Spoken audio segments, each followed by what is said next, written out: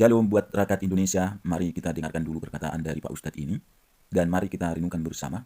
Kalau seandainya seperti yang dikatakannya ini diterapkan di Indonesia, apakah tidak melanggar HAM atau hak asasi manusia? Mari kita diskusikan. Tapi kalau sudah masuk Islam, ya tidak boleh keluar. Konsekuensinya ya dibunuh. Jadi kalau kamu sudah yakin kalau keluar Islam dibunuh, ya jangan masuk Islam. Itulah fikih. Itulah fikih. Ini yang diperjuangkan, ingin diterapkan di negara Indonesia ini. Murtad bunuh. Berzina rajam. Rajam. Dikubur separuh, dilemparin sampai mati. Mencuri, potong tangan. Tidak sholat, bunuh. Tidak zakat, bunuh. Di kitabnya begitu kok. Terus gimana? Saya tidak berani menyalahkan. Nanti saya dibilang murtad lagi nantinya. Aku kok semakin gimana? Semakin hati saya itu semakin bergejolak.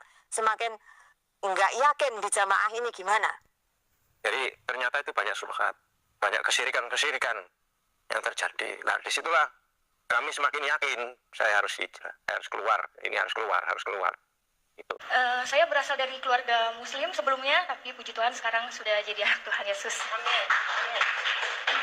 Singkat cerita, sebelum saya mengenal Tuhan Yesus, saya juga sebelumnya 2019 saya sudah berangkat umroh dan bercadar juga.